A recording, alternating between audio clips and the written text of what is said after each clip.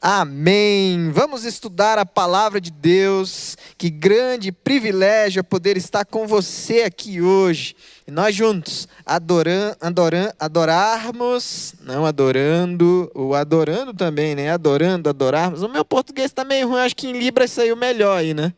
Acho que em Libras saiu melhor do que o meu português. Então, nós juntos adorarmos o nome do Senhor. Agora sim.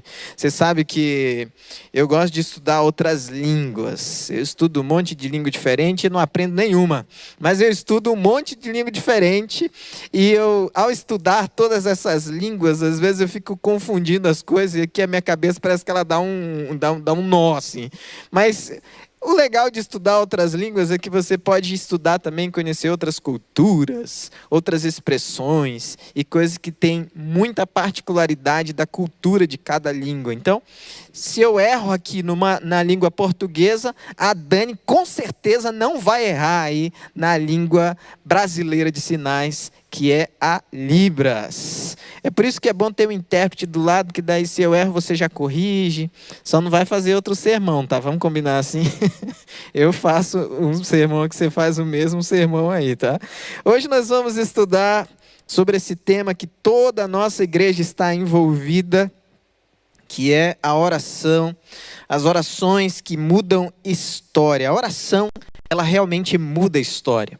Ela muda a nossa história, ela muda a história daqueles que são o alvo da nossa oração. A oração muda histórias. E hoje nós vamos olhar para a oração de Paulo. Lá em Atos capítulo 9, nós vamos ler do versículo 10 em diante.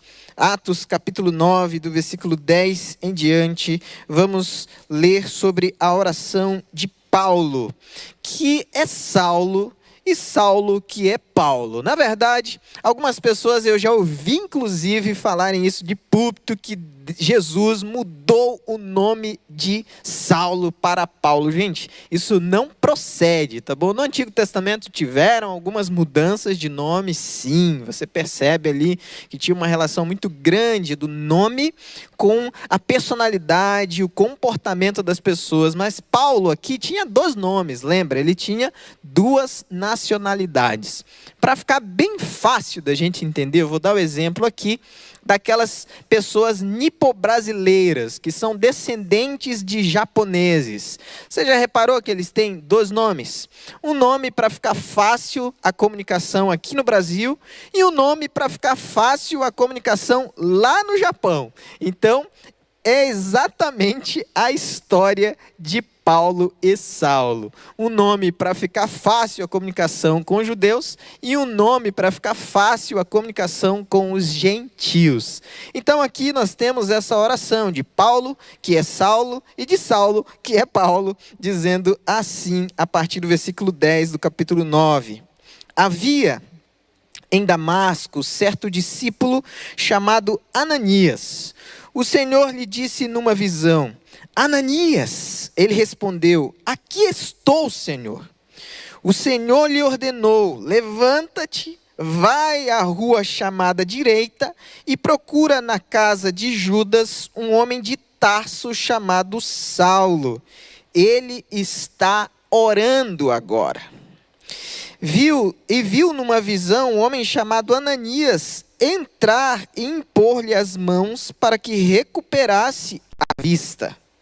Ananias respondeu: Senhor, ouvi de muitos acerca desse homem, quantos males tem feito aos teus santos em Jerusalém, e aqui está autorizado pelos principais sacerdotes para prender todos os que invocam o teu nome. Mas o Senhor lhe disse: vai, porque ele é para mim um instrumento escolhido para levar o meu nome perante os gentios, reis e israelitas. Pois eu lhe mostrarei quanto lhe é necessário sofrer pelo meu nome. Ananias foi e entrou na casa, e impondo-lhe as mãos, disse: Saulo, irmão, o Senhor Jesus, que te apareceu no caminho por onde vinhas, enviou-me para que voltes a enxergar e fiques cheio do Espírito Santo. Logo caíram-lhe dos olhos algo como umas escamas, e ele recuperou a vista. Então, levantando-se, foi batizado. Olha que oração, que história espetacular. Você tem aqui um contexto onde Saulo tem um encontro extraordinário com Jesus, e a partir desse encontro ele não consegue mais ver. E é interessante porque a falta da visão lhe proporciona uma visão interna, uma reflexão sobre as palavras de Jesus. A falta de visão lhe proporciona uma reflexão sobre a sua condição como perseguidor, até porque é o que Jesus fala quando aparece a Saulo no caminho, na direção de Damasco, que por sinal é uma cidade dentro da história do cristianismo extremamente importante para o avanço do evangelho. E é interessante porque esse Saulo tem esse choque de percepção, de crença, porque Jesus o confronta. O próprio Jesus vai até ele. Mas agora aqui diante de nós está um homem convertido. Um homem que mudou a sua percepção do cristianismo. Ele achava que era uma coisa e agora ele entende que a sua vida precisa ser pautada naquilo que Jesus ensinou. Mas ele está sozinho. Ele está sendo amparado por um homem chamado Judas. E esse Judas, ele está cuidando de Paulo, mas provavelmente o Judas não entendeu foi nada que aconteceu na vida e nessa transformação de Paulo. E só uma curiosidade que abre um parêntese. O nome Judas era um nome muito comum na época de Jesus. Inclusive, Jesus tem um irmão chamado Judas. E geralmente nós associamos Judas àquele Judas Iscariotes que traiu Jesus. Mas o nome Judas significa louvor. Olha só que coisa curiosa, né? Sabendo agora o significado desse nome, será que você mesmo assim daria o nome de um filho seu de Judas? Responde aí no chat. Eu fiquei curioso agora, eu quero ler depois. Responde aí no chat, se mesmo sabendo o significado do nome Judas, louvor, se você teria coragem de pôr o nome de um filho seu de Judas. Mas fecha o parênteses, o que acontece nesse contexto? Ele está fazendo uma oração, e uma oração sincera. Veja o versículo 11, nos diz assim: havia em Damasco certo discípulo chamado Ananias. O Senhor lhe disse numa visão: Ananias. Ele respondeu: aqui estou, Senhor. O Senhor lhe ordenou: levanta-te, vai à rua chamada direita e procura na casa de Judas um homem de Tarso chamado Saulo. Ele está orando agora. Você lembra como eram as suas orações quando você se converteu? Você lembra como o seu coração era apaixonado, inflamado, queimava por Deus? Eu lembro. Eu lembro das minhas primeiras experiências de oração logo após a minha conversão. Eu me trancava no quarto na frente da minha casa e eu orava e chorava e gritava na presença de Deus, clamando pelos meus familiares, suplicando ao Senhor: Senhor Jesus, salva minha mãe, salva o meu pai, salva o meu tio, salva a minha tia, salva os meus primos. Era um desespero, mas um ardor que eu podia sentir dentro de mim, a chama daquela oração. Mas sabe, Paulo está fazendo essa oração, esse tipo de oração. Eu fico imaginando ele na casa de Judas, quem sabe num quartinho separado, ajoelhado com o rosto por terra, clamando pela misericórdia do Senhor, pedindo ao Senhor que não impute sobre ele a culpa pela perseguição que ele impôs aos seguidores de Jesus. E de repente, numa visão, ele vê um homem chamado Ananias, que o visitará e orará por ele, e essa oração será uma oração de cura. Paulo nos incentiva a fazer orações sinceras. Paulo nos incentiva a fazer orações verdadeiras, cujo nosso coração começa a bater na mesma sintonia do coração de Deus, cujas nossas palavras começam a ecoar as palavras da Bíblia, a palavra de Deus. Esse tipo de oração é a oração que nós precisamos fazer todos os dias da nossa vida. Mas do outro lado tem um outro personagem, Ananias. Ananias também recebe uma visitação do Senhor por meio da visão. Ele provavelmente também está conectado com Deus através da oração, e uma visão é dada a ele. No versículo 13 e 14, nós lemos: Ananias respondeu: Senhor, ouvi de muitos acerca desse homem, quantos males tem feito aos teus santos em Jerusalém.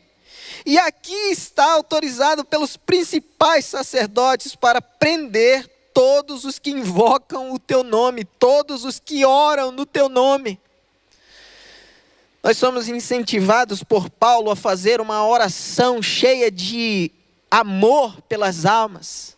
Mas por outro lado, ao olharmos para Ananias, percebemos que algumas orações são bloqueadas pelo medo. Algumas orações são bloqueadas pelo medo.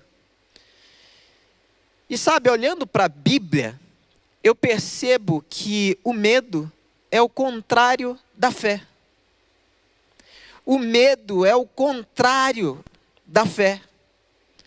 Então, quando nós olhamos para Tiago, capítulo 1, quando ele nos incentiva a orar, e nesse versículo, nos versículos que ele trata sobre a oração, ele diz: mas você não tem porque pedir mal. Certamente nós pedimos com um certo teor de medo, com uma certa dúvida. As incertezas inundam a nossa mente, o nosso coração, e o medo toma conta do nosso ser. Foi exatamente o que aconteceu com Ananias. Nos versos que lemos, 13 e 14, nós percebemos que ele inclusive argumenta com Deus. Mas me diga você, se tivesse uma experiência sobrenatural como esta, uma visão de Deus, onde você ouve claramente, nitidamente a voz do Senhor pedindo para você fazer algo que você não gostaria de fazer, como você reagiria? Vamos lembrar do profeta Jonas. Deus o chamou para ir à grande cidade de Nínive. E o que ele fez? Ele fugiu, ou tentou fugir da vontade de Deus. Ananias me lembra muito Jonas. Mas Ananias não é convocado para ir a uma cidade. Ele é convocado a ir na direção daquele que seria o maior de todos os missionários do Novo Testamento. O maior de todos os escritores do Novo Testamento. Aquele que levaria o evangelho a tantos lugares diferentes em 3 viagens missionárias. Aquele que abriria a maior quantidade de igrejas que se tem registro nesse período apostólico. Ou seja, o privilégio de Ananias é quase tão grande quanto o privilégio de Paulo. Mas ele não consegue perceber isso, mesmo tendo uma visão celeste. E você? Você tem orado sinceramente, com o coração entrelaçado ao coração de Deus? Ou você tem orado como Ananias e levantado bloqueios com relação à sua oração, à sua fé, aquilo que você professa, aquilo que você confessa? Como você tem buscado a face do Senhor? Com o coração aberto para aquilo que o Senhor te pedir, é onde você estará, é o que você fará. Olha, que difícil, não é verdade? Eu lembro quando eu fui desafiado a trabalhar com pessoas com deficiência. Vinha um questionamento incessante na minha mente. Mas como eu vou fazer isso? De que forma isso vai se processar? Como eu vou realizar tal coisa, uma vez que eu não tenho habilidade alguma para realizar isso? E eu fui criando bloqueios como Ananias, e me paralisando a partir do medo. Até quando olhei para a palavra de Deus e percebi que a própria oração e os textos bíblicos transformam o nosso ser.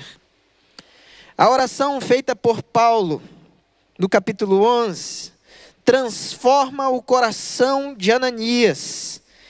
E no versículo 17 e 18 nós lemos: Ananias foi e entrou na casa, impondo-lhe as mãos, disse: Saulo, irmão, o Senhor Jesus, que te apareceu no caminho por onde vinhas, enviou-me para que voltes a enxergar e fiques cheio do Espírito Santo. Logo caíram-lhe dos olhos algo como umas escamas, e ele recuperou a vista. Então, levantando-se, foi batizado. O Senhor não quer ver em nós apenas orações sinceras, cheias de amor, como o amor que norteou a nossa vida no início da nossa conversão. Ele deseja ver também que eu e você retiremos as barreiras do medo que se levantam diante de nós e da nossa fé, ou da manifestação da nossa fé mediante a oração. Mas ao olharmos para o texto, percebemos também que o Senhor deseja ver em nós a própria transformação ao entrarmos na presença de Deus. Eu lembro uma vez, uma das pregações do nosso pastor aqui, ele disse que se você quer vencer a raiva que você tem de alguém, ore por aquela pessoa.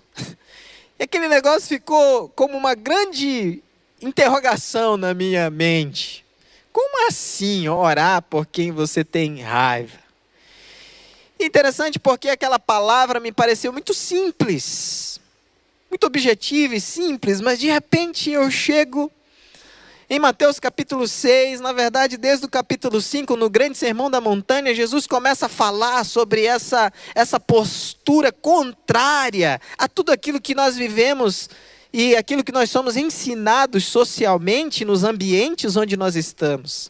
Se alguém te bate, você vai lá e bate. Se alguém te xinga, você vai lá e xinga. Se alguém te dá um dislike, você vai lá e dá um dislike. Se alguém não compartilha o que você está propondo, você também não compartilha. Todas essas questões que nos são ensinadas precisam ser rompidas por um diálogo que reflete, na verdade, a pessoa de Jesus em nós. Então agora, através dessa oração feita por Paulo, nós percebemos no versículo 17 e 18, que aconteceu uma grande transformação no coração de Ananias. Quem você quer que o coração seja transformado? Quem você quer que o coração seja resgatado? Quem você deseja com toda essa sinceridade e ardor do coração que seja tocado pelo Senhor e transformado, avivado, renovado pelo Senhor? Paulo faz uma oração por um homem que ele nem conhece pessoalmente, ele o vê apenas numa visão. Mas ele clama ao Senhor e suplica ao Senhor que essa visitação desse homem seja real na vida dele. E é exatamente o que acontece. Quando Ananias vai lá e ora por Saulo, caíram-lhe dos olhos umas escamas e ele recuperou a vista. Então, levantando-se, foi batizado. Ananias, além de ser esse intercessor, aquele que foi um instrumento de Deus para operar um milagre na vida de Saulo, Ananias também é aquele que senta de frente com Paulo, Saulo, e o educa nos primeiros passos da fé cristã. O Senhor não quer que você simplesmente ore por alguém. Você também pode ter o privilégio, como o de Ananias, de dar os primeiros passos da fé cristã ao lado de alguém. Você pode dar os primeiros passos, as primeiras instruções, ensinar até como esse alguém precisa proceder no seu dia a dia, o que ele precisa falar, como ele precisa gerir os seus recursos, como ele pode e deve compartilhar o amor e o cuidado do Senhor. É um privilégio concedido a Ananias, mas é um privilégio concedido a todo crente, todo aquele que quer e deseja viver aquilo que o Senhor tem planejado para os seus servos. A oração que Paulo faz não é citada aqui, apenas é citado que ele estava orando naquele exato momento em que Ananias teve a visão celeste.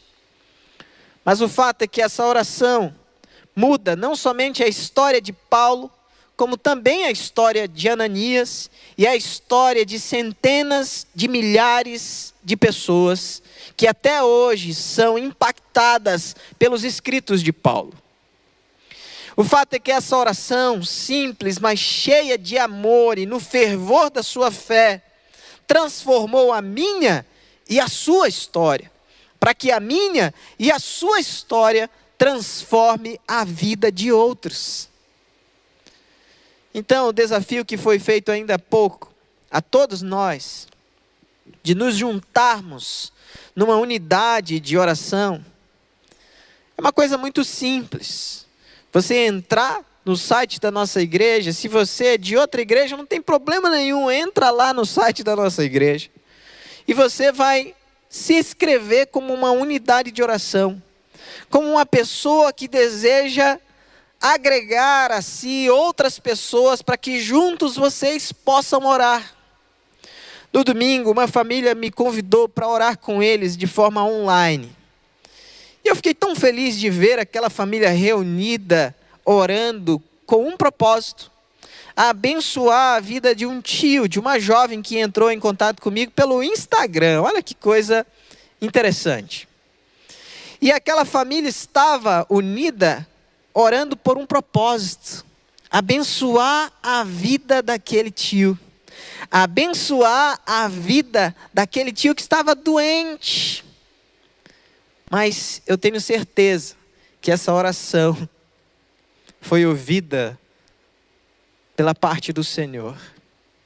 Sabe por quê? Porque algumas horas depois, essa mesma jovem me mandou um áudio passando o boletim médico. E aquele boletim, com certeza, alegrou todos aqueles que estavam naquela unidade de oração. E é o desafio que nós temos hoje, como servos de Deus, que você tem aí onde você está. Você vai terminar esse culto, você vai entrar no site da nossa igreja, pibcuritiba.org.br, e logo nas primeiras páginas ali, você vai ver como você pode se cadastrar para orar por pessoas. Parece uma coisa até absurda, parece que nós estamos querendo números ou coisa. Não, na verdade é só para nós termos uma ideia de quantas pessoas realmente estão entendendo a importância, o valor de se conectar ao céu com outras pessoas através da oração. Paulo, ao ter um encontro com Jesus, entendeu isso claramente, e a sua oração era sincera, cheia de amor e vida. Ananias, no primeiro momento, não compreendeu isso muito claramente, por isso ele tinha medo, dúvida, incerteza era o que o conduzia. Mas depois, ao dar um pouquinho mais de atenção à palavra de Deus, que por meio de uma visão o chamou para pregar ou para ir orar, interceder pela vida de Paulo, ele então é transformado pelo poder da oração. E hoje eu quero fazer uma oração por você que está aí em casa. A oração por você, por todos nós, na verdade, que precisamos reavivar essa chama da fé dentro de nós mesmos. Para que essa chama brilhe tão intensamente que aqueça a vida de outras pessoas. Certa vez perguntaram para o grande evangelista John Wesley qual era o segredo do sucesso do seu ministério. E ele então vira para aqueles que o interrogavam e afirma: eu simplesmente me ponho em chamas e as pessoas vêm me ver queimar. Buscar ter uma vida de oração é pôr-se em chamas todos os dias, para aquecer a vida daqueles que estão desamparados, entristecidos, sem esperança e com uma dimensão um pouco contrária àquilo que Deus tem para as suas vidas. Por isso eu quero orar por você que está desanimado na sua vida de oração. Eu quero orar por você que nem sabe o que é oração. Eu quero orar por você que deseja aquecer o seu coração a tal ponto que aqueles que estão ao seu redor desejarão mais de Deus só porque estão ao seu redor. Então eu vou convidar você a fechar os teus olhos aí onde você está agora. Se você está dirigindo, vou pedir para você se conectar a Deus, mas não deixa de orar junto essa oração agora. Porque quando nós fazemos isso, nós nos tornamos uma unidade. Nós nos tornamos com uma só intenção, um só pensamento, uma só palavra. Nós entramos na presença de Deus. Vamos orar juntos? Senhor Jesus, muito obrigado pelo exemplo de oração que o Senhor mesmo nos concede ao olhar para Atos dos Apóstolos e a vida de Paulo e Ananias. Obrigado porque Paulo faz essa oração cheia de amor, cheia de compromisso e de fé. E obrigado porque mesmo os exemplos que não são tão louváveis assim, mas que revelam quem nós somos, como Ananias. Porque nós parecemos muito mais com Ananias, muitas vezes, do que com Paulo. Somos paralisados pelo medo, pelas incertezas, pelas dúvidas que nos conduzem a tantos lugares de angústia. Mas, Pai, em nome de Jesus, que assim como o Senhor transformou a vida de Ananias, o Senhor transformou a vida de Paulo, e o Senhor transformou a vida de centenas de milhares de servos e servas fiéis ao Senhor, que viveram uma vida de oração. Que o Senhor também aqueça e toque o nosso coração, transformando-nos em homens e mulheres que refletem esse brilho da presença gloriosa do Senhor. Para aquela palavra que está lá em Mateus capítulo 5, 13 e 14, onde Jesus afirma: vocês são o sal da terra, vocês são a luz do mundo. Nós somos. Por isso, Pai, nós suplicamos que continuemos a ser e refletir dia após dia essa luz, dando sabor a todos os ambientes onde nós nos encontramos. É a oração que fazemos em nome de Jesus nosso Senhor. Amém e amém.